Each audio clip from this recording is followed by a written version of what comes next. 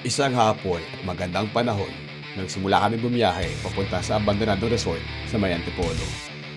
Dahil sa traffic ay naabot na kami ng gabi sa daan at madilim na nakapunta kami sa lugar. Madaming kwento ang lugar na ito ng misteryong kababalaghan na ating lilibutin ngayong gabi at alamin natin kung ano nga ba misteryo ang meron dito.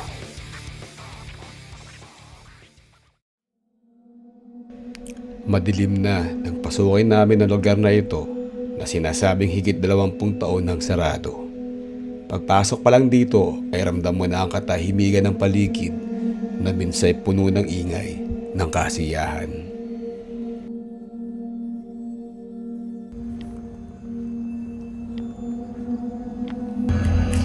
Sinasabi nakakatakot na lugar dito sa may Antipolo. Marami ditong mga usap-usapan na yung lugar na to isang lugar na maraming kababalaghan at puno ng misteryo. Ngayon pupuntahan natin to at lilibutin natin yung lugar na sinasabi na ito ay nakakilabot. Talaga medyo creepy yung vibes dito, guys. Pagpasok pa lang namin talaga dito, alam na namin na posible na may magpapakita talaga dito sa lugar.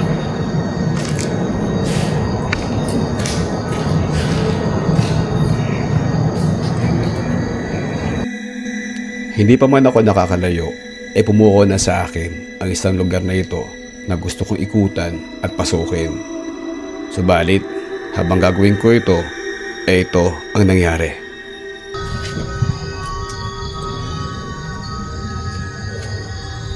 Creepy oh. Nakalaki yung loob ng lugar na to. So, hindi natin pwedeng pasukin. So yung narinig nyo ngayon kasi malapit yung lugar na to sa may school. So may practice na ginagawa. So narinig natin yun dito dahil may malapit na school dito sa may abandonadong resort na to.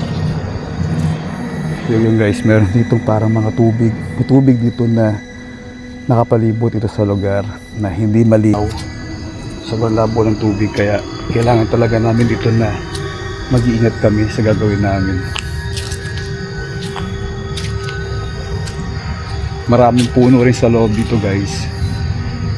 Kasi ito, nakikita nyo rito, maraming mga cottage dito sa paligid. Marami nagsasabi na yung lugar daw na to marami daw mga kababalaghan na meron talaga dito sa lugar. Kakatakot talaga. Habang patuloy ako sa aking pag-iikot ay nakita ko unang swimming pool na balot na nakalumaan. Ito pala yung swimming pool dito. Yung swimming pool dito kung makikita nyo, ano na, iba na yung kulay ng swimming pool. Ito yung swimming pool, guys, na dati sobrang ganda. Ngayon, ang nakikita ko dito, mga palaka, ang daming palaka dito sa lugar dito.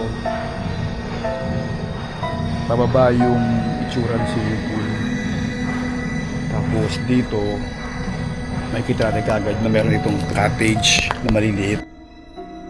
Ang unang kwarto na aking nakita ay sira-siraan na ang aesthetic nito.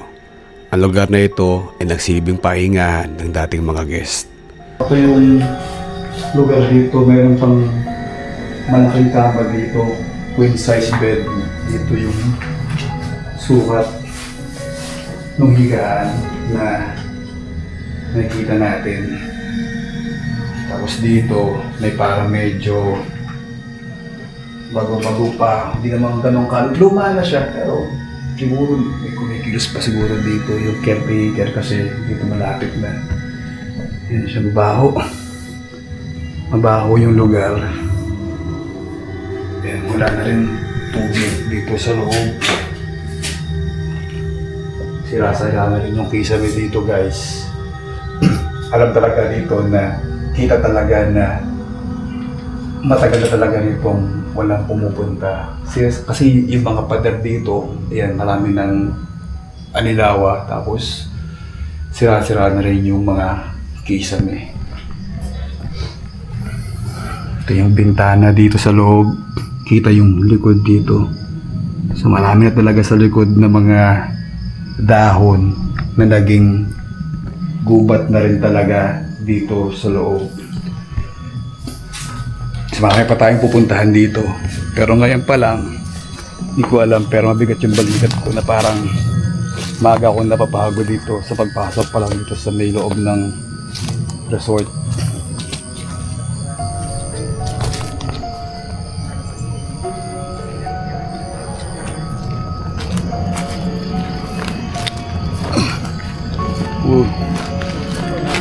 Maraming gumagalaw dito sa daan. Maraming palakat dito sa loob. Kaya minsan magugulat ka kasi may mga gumagalaw pag naglalakad ka dito sa loob ng resort na to. Alam mo talaga dito na matagal na talagang walang nananatili. Pero guys, yung mga kwarto dito, ang lalaki. Malalaki yung mga kwarto dito. Siguro ito dati yung mga parang guest room na pag nagbuka overnight. Ito yung mga kwarto na pwede mong i-rent. Tapos yung mga CR nila dito guys, ang lalaki oh. Ang lalaki ng mga CR dito. Magaganda yung mga kwarto nila dito, parang mga pang-social. Ilabas tayo dito sa kabila. Bukod sa takot sa mga kwentong kababalaghan dito sa lugar na ito, ay nakakatakot din na baka merong mga ahas sa paligid dahil sa sobrang sukal ng lugar. Kaya double yung takot na nararamdaman ko habang umiikot ako dito sa loob.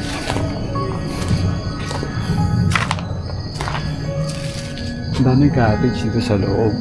Parang siguro nasa mahigit 10 cottage. Tapos habang patuloy ako sa ginagawa kong paglalakad dito, ang dami ko rin nakikitang swimming pool. So may swimming pool ako nakita kanina. Tapos dito, may panibagong swimming pool na naman ako nakikita dito. Ayan.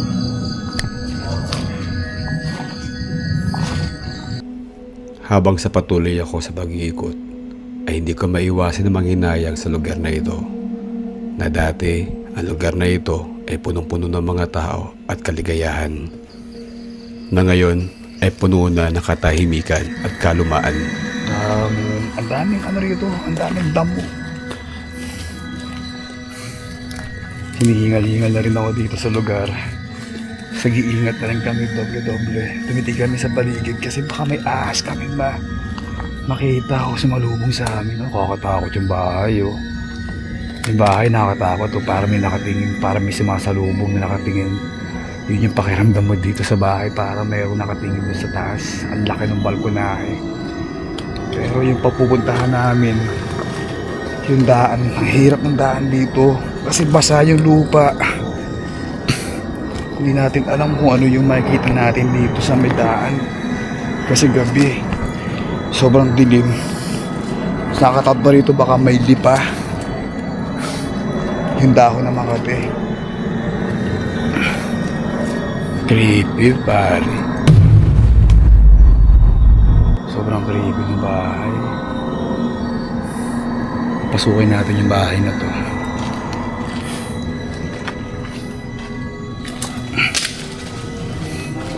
Nakakatakot yung pinupuntahan namin dito. Pero dahil nga sabi nila marami na napaparamdam dito, kaya gusto namin siyang puntahan talaga. Ito, may nakita dito takong ng sapatos. Laki ng bahay oh. Ito pala makikita mo na agad dito sa lugar na to. Sira na yung doorknob niya guys. Pag sinilip natin sa loob to, wala akong makita, napakadilim. Hindi ko alam ba't ito tumatagos tong ilaw ko sa loob. Habang ginagawa ko nga ang pagsilip dito sa maliit na butas, ay hindi ko maiwasang matakot at kabahan sa aking ginagawa. Dahil hindi ko alam ang posible kong makita habang ginagawa ko ito. Ito yung paligid ng bahay guys. So, ang laki ng paligid guys. Buksan mo? Hindi siya bubuksan, no? Nakalak sa loob. So, gagawin ang siguro natin ngayon. Dadaan tayo dito sa may bintana.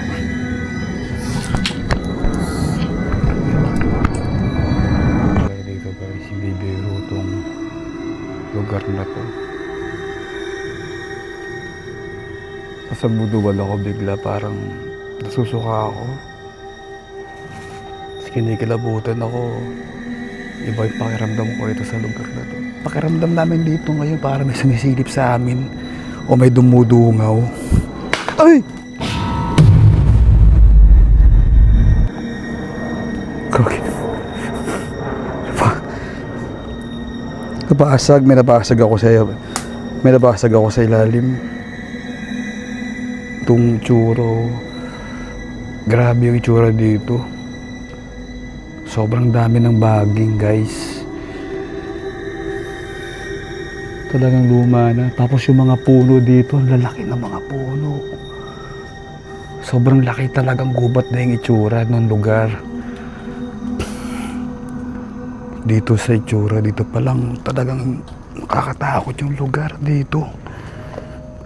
Hindi mo alam kung saan yung mga inaapakan mo dito sa loob. Parang ano to dati, parang tambakan. Hindi ko alam kung tambakan to, pero ayoko rito para mabigat ang pakiramdam ko sa lugar na yan.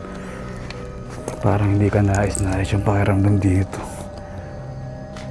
Try natin pasukin yung guys yung loob ng bahay kung ano yung makikita natin dito sa isang malaking rest house na to. Pero mabigat yung pakiramdam ko dito.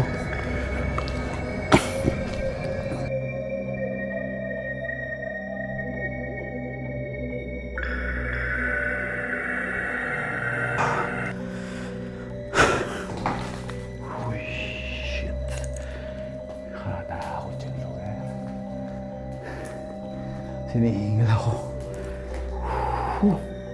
Dami lupa. So dito sa loob, merong isang malaking kama. Nakakahingal.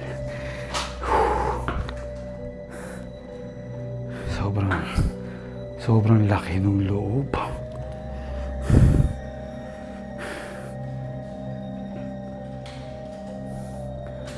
Ito yung loob ng bahay, ng rest house. Tapos mayroong malaking hagdan dito. Nakakatakot sa loob. Parang may... Nakakatakot. Uy!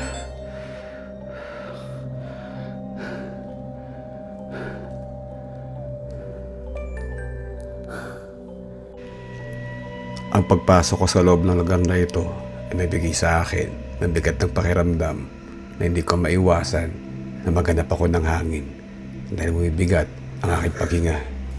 Ay, creepy oh. Sakit ang ulo ko dito sa lugar na to.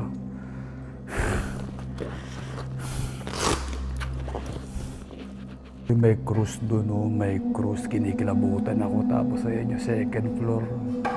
Nakakatakot talaga. Hindi ako nagbibiro pero iba yung pakiramdam talaga.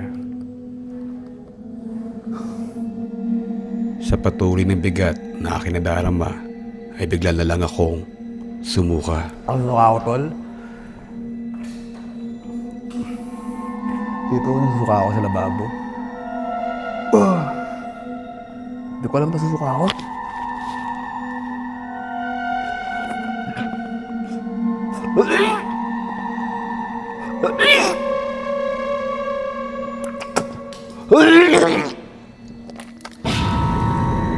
Sumuka ako.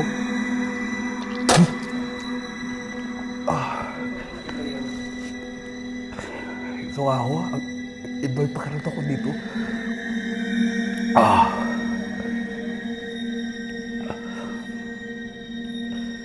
Guys, sumusuka ako. Hindi ko alam kung bakit.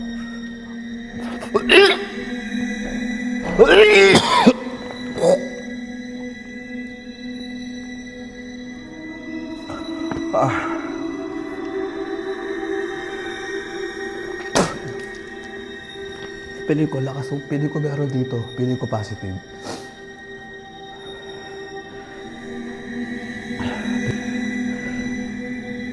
Sinuka ko.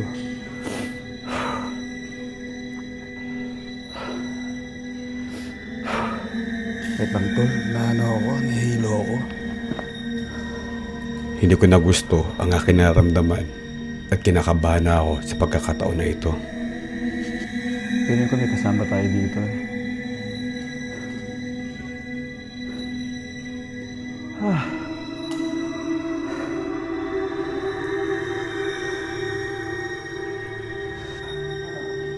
Taas tayo.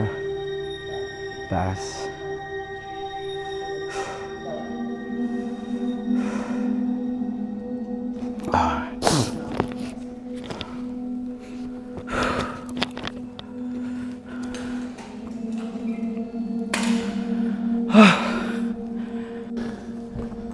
Parang hihina ako ngayon.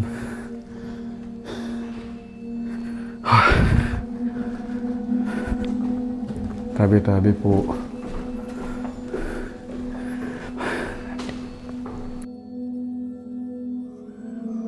Guys, ang laki ng kwarto dito. Ano to dito makikita? Ay, lupa uli. Ang second floor na tayo pero lupa pa din nakikita ko dito sa second floor. Paano tayo tumaas? Ngayon, luma yung kama. Tapos may bangko dito sa loob. Yung sinisipon ako. Bigla ako sinipon. Uy!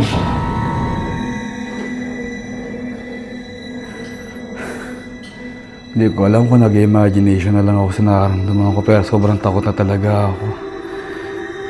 Ito may salamin.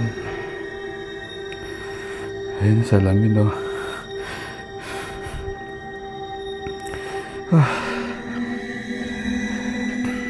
Tapos ito yung itsura ng lugar. Parang may engkanto rito sa sa likod. Luma na yung kama. Sobrang luma na ng kama dito, guys. Hingal na hingal ako. Hindi ko alam kung ba't ako hingal na hingal. Tapos pasukin natin dito yung CR.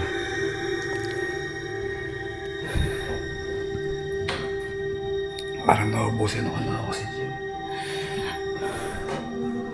Ito yung tsura ng CR. Ano to? Closet. Closet yata. Closet yata nga ito. Nakatakot yung pakiramdam dito. Tapos yan guys, oh. Pag naglakad ka ulit dito sa may labas, ito yung makikita mo dito. Tapos ito na yung balcony na kanina nakita namin. Nakakatakot na para may nakatingin habang nasa baba kami. Tapos may panibagong kwarto na naman dito. Tapos may CR na naman.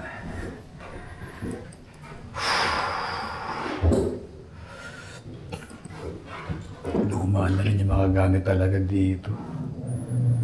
Siguro noong unang panahon, nung nagpapangsyon pa tong lugar na to, sobrang ganda talaga dito. Pakiramdam ko ito yung parang luxury room nila sa mga guests. Kasi sobrang ganda ng lugar, guys. Pero ngayon yung lugar na to, halos sira-siraan na yung mga kisame. Ayan o. Sira na yung kisame.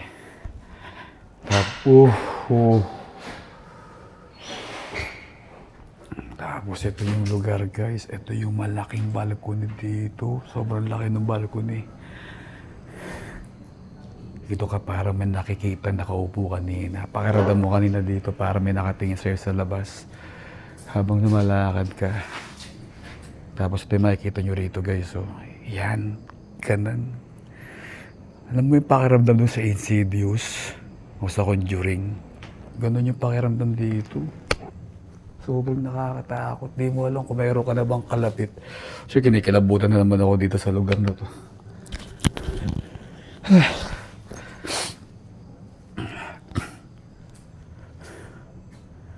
Tapos balik tayo rito. Ayoko na dito. Ito siya. Ito mo yung tsura dito.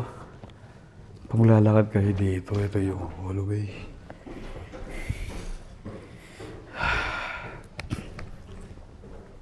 Makatakot. Ayoko na rin magtagal dito sa lugar na to.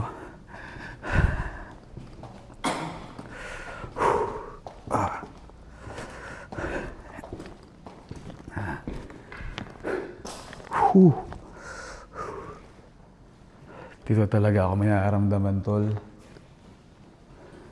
Wala ka nararamdaman kakaiba? Kunti, no? Pero dito talaga sa lababo ko. Hinihingal ako. Naubos oxygen ko. Pwede ba namin malaman kung may kasama kami dito sa lugar na to? Pwede ba namin malaman kung meron kaming kasama rito na kakaiba na hindi namin nakikita? Kasi nararamdaman ko talaga. Oh. May kasama tayo dito, tol. Nawala kay ulo ko, pre. Hindi po kami masamang tao. Nandito lang po kami para mag-investigate lang po kung talaga po meron po kaming kasama sa paligid. Revolting. Naghihimag. I can't get through. Ano po ba yung kasama namin dito sa lugar na to? Na kung saan nandito po kami?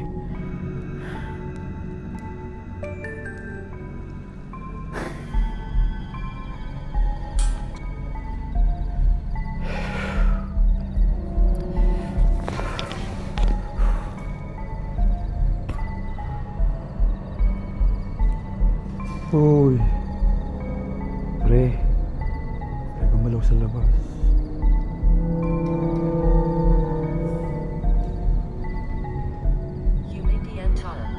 Ha? Apologize. Ikaw ba yung gumalaw sa labas? Ikaw ba yung nakita ko sa labas na gumagalaw kanina parang anino? Uy! Uy! Pre? Ikaw ba yung bumato sa amin? Sa kami bumato sa... Uy, tol.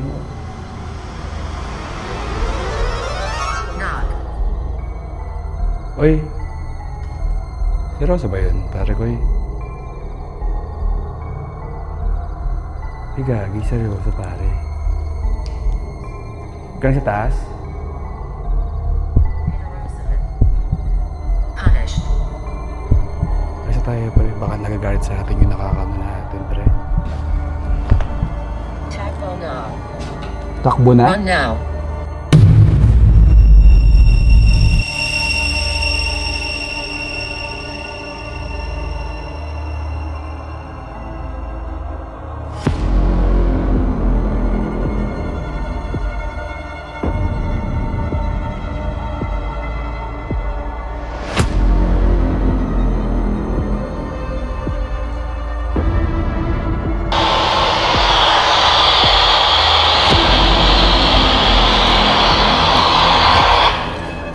Burn. Ay! Parang may humila ng tenga ko. Uy! Ay, may humila ng tenga ko ng hikaw ko.